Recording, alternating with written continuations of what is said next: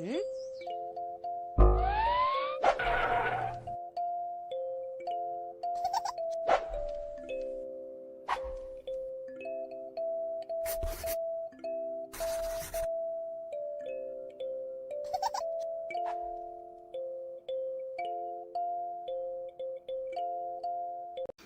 ወቅት በሩቅ ግዛት ውስጥ ጥበበኛና ብልህ አስማተኛ ይኖር ነበር።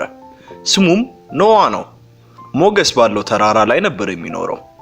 ያዕቆብ የሚባልም ወጣት ተማሪ ነበረው። ሰነፍና ተጫዋች ልጅ ነው።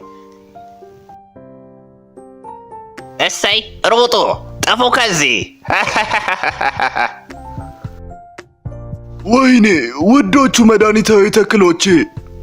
አለቃው ስራ ሲሰጠው ወዲያው ለመሸሽ ሞክሮ የኖህን ትዕዛዝ ያመልጥ ነበር። ጄኮብ ወደ ጫካ ሄደ የማገዶ እንጨት ቁረጥና አምጣ። አለቃ በጣም እያመመኝ ስለሆነ ርቄ ልሄድ አልችልም። በዛ ላይ ይሄ የኔ ኃላፊነት አይደል እንዴ? እሺ እኔ አስቆርጠዋለሁ። አንተ ግን ከአትክልት ቦታው ላይ ውሃ ቅዳ።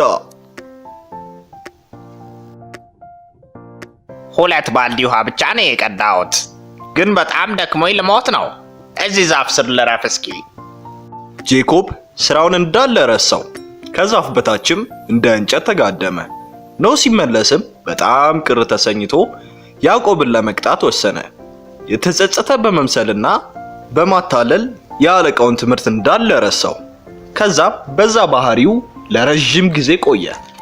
ያም አስተማሪውን በጣም አናደደው። በአንድ ጸደይ ወቅት ከሰዓት ብዙ ዛፍና አበባዎች ሲፈኩ ጄኮብ በተራራው ላይ ባለ አትክልት ቦታ እየተጫወተ ነበር። ዞር ብሎ ሲመለከትም የሚጣፍጡ የበሰሉ ፍራፍሬዎች ቀይ ሆነው አየ። ልቀምሰው ፈልጋለሁ። ሰዓቱ ግን ረፍዷል። መንገዱ በጣም ሩቅ አይደለም። ወደ ቤት ተመልሼ የአለቃዬን ፍቃድ ልጠይቅ። ከዛ ነገ በጠዋት መሄድ እችላለሁ። አለቃ ነገ ከተራራው ስር ባለ ጫካ ሄጄ ፍራፍሬ እንድለቅም ትፈቅድልኛለህ? ሁለተኛ እንዳታስበው። እዛ ጫካ ውስጥ የተጠለለች መጥፎ አስማተኛ አለች። እንደ እድል ሆኖ ካገኘሃት ተይዘህ እስከ መጨረሻው ትታሰራታለህ። ምናልባት አለቃዬ በጣም አርጅቶ የተሳሳተ ነገር እያሰበ ይሆናል። ግን እውነት ባይሆንስ? የሆነ ሰው ያን ታሪክ የፈጠረውን የሚመስለኝ። ነገ ማታ ስመለስ ፍጹም ውሸት እንደሆነ ትረዳለህ። ይህ ልጅ በጣም ደረቅ ነው። ምንም ብለው ነገ ቤተሰቦቻችን በዚህ ክረምት ልጆ ምን በወጣው በዚህ ሀገር ጭቃ የሚጨማለቀው ብለን አሪፍ አስማታዊ የአሜሪካ ጭቃ ይዘንሎ መተናል። ልጆቹ ስክሪን ላይ ስልክ ላይ ከሰለቻቸው እያደገ ባለ አይምሯቸው የፈለጉትን ቅርጽ እየቀረጹ እያፈረሱ ደግሞ እንደገና እየቀረጹ ይዝናኑ። የጭንቅላ ፍጥነታቸውን ይጨምራል። ልብስ ላይ ሆነ ቤት የማያቆሽሽ፣ ለማጽዳት ቀላል፣ እስከፈለጉ ጊዜ ሳይበላሽ የሚጫወቱበት። ተመልከቱ እስኪ የልጆቹን ደስታ። እናንተም ምን ትጠብቃላችሁ? ይዘዙንና በተመጣጣኝ ዋጋ ለልጆ የደስታ ምንጭ ይዘዙ። ያሉበት ድረስ እናደርሳለን። ደግሞ ለልጆቹ ሲያንስባቸው ነው። ጠዋት መሄዱን አይቀርም። እሺ የኔ አስማት ስለሚጠብቀው ትልቅ ትምህርት ይማራል። አሁን እሺ እንድትሄድ ፈቅጄልሃለሁ፣ ግን እነዚህን 3 ወረቀቶች ያዛቸው። የሆነ ችግር ካጋጠመህ ያድኑሃል። እሺ በጣም አመሰግናለሁ። በማግስቱ ያዕቆብ ያ ውድ ደን ጋር ለመድረስ ብዙ ተጓዘ። በደኑ ውበት ተማርኮ ብዙ ፍራፍሬ ሲለቅም መመለሻ መንገዱን ረሳው። ሲመሽም ያዕቆብ ደንግጦ መንገዱ እንደጠፋበት አስተዋለ።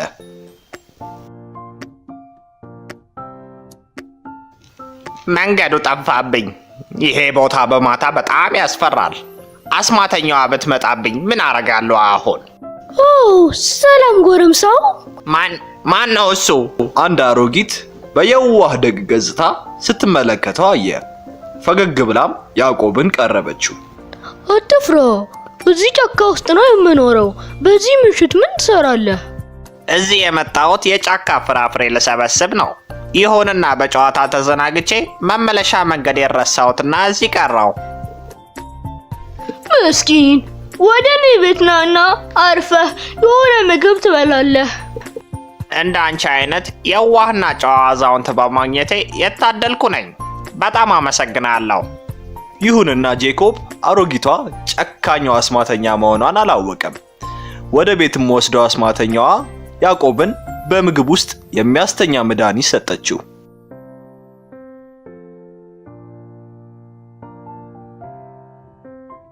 እዚህ ክፍል ውስጥ በቀላሉ ገባ። እንዴት የዋህ አሮጊት እመስለዋለሁ! እንዴት ያለ ሞኝ ልጅ ነው! አስማተኛዋ ስትሄድ 3 ወረቀቶች አብርተው የእንቅልፍ መድኃኒቱን ኃይል አወጡት። ያዕቆብም ሲነሳ ራሱን ትንሽዬ ክፍል ውስጥ አገኘው። የት ነው ያለሁት? አዛውንቱ የት ናት? ለምንድን ነው ራሴን እንደዚህ የሚያመኝ? መጥፎ ስሜት ተሰምቶት እቤት ውስጥ አዛውንቷን ይፈልጋት ጀመር። መብራት ያለበት ክፍል ጋር ሲደርስም በሩን በቀስታ ከፈተው። መመልከትም ጀመረ። አዛውንቷም ተለውጣ አስማተኛ ሆና እንግዳ የሆነ መድኃኒት ትሰራ ነበረ። ዛሬ እንዴት እድለኛ ነኝ! ጤነኛ ምርኮኛ አድኛለሁ። ነገ ሙሉ ጨረቃ ነው። ለረጅም ጊዜ ያዘጋጀሁት መድኃኒት ሲያልቅ እሱ ላይ ነው መሞክረው።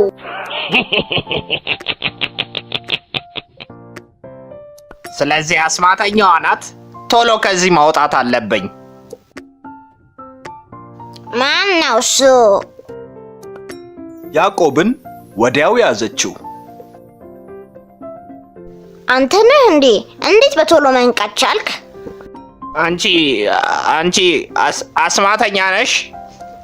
የእንቅልፍ መድኃኒቱ ጠንካራ ስላልሆነ ይሆናል።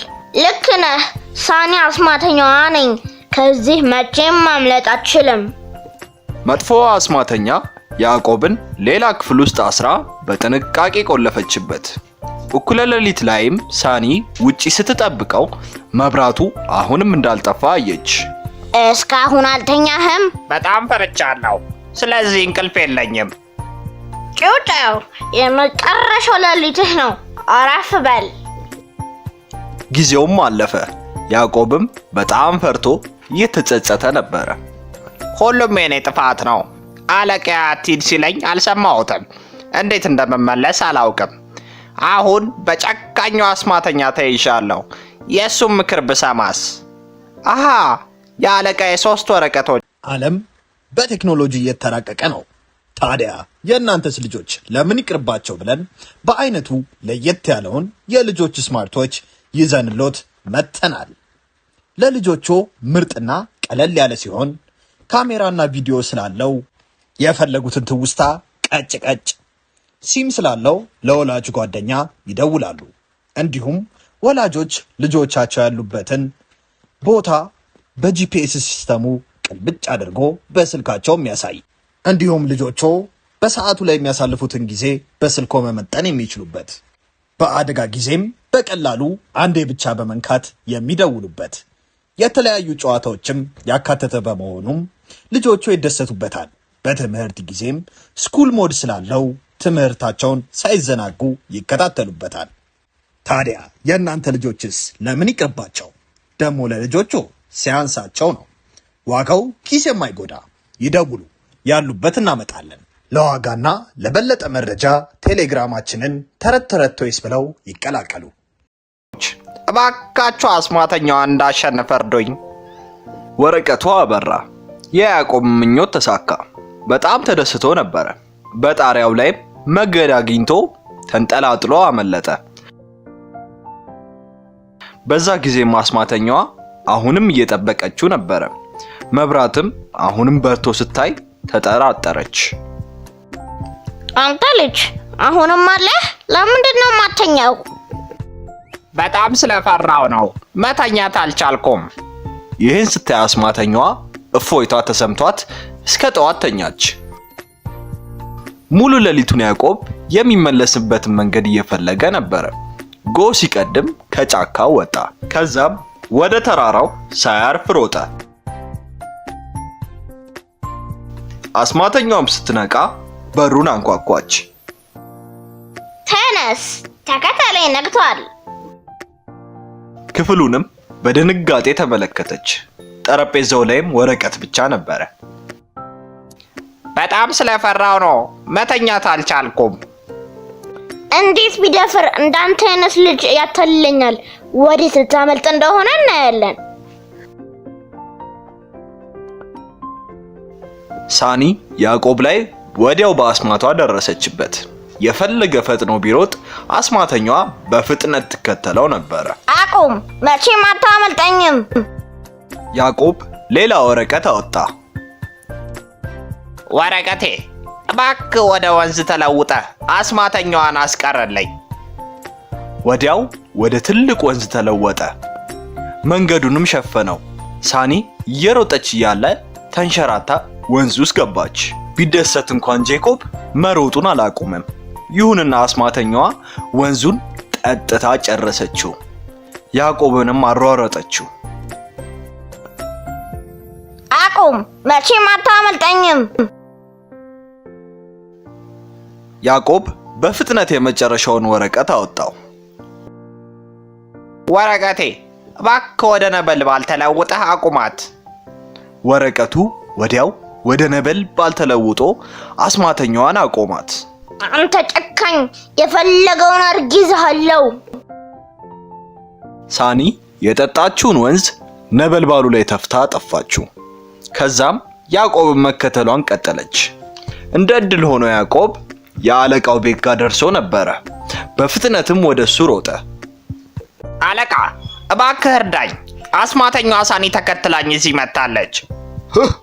እምቢ፣ አላረገውም፣ የእኔ ጉዳይ አይደለም። ያዕቆብ ራስ ወዳዱና ሰነፍ በመሆኑ አስደነገጠው። እባክህ ለድርጊቴ ይቅርታ አርግልኝ፣ በጣም አስቸግሬያለሁ። ከአሁን በኋላ እንደዛ አላረግም፣ ቃል ገባለሁ፣ እለወጣለሁ።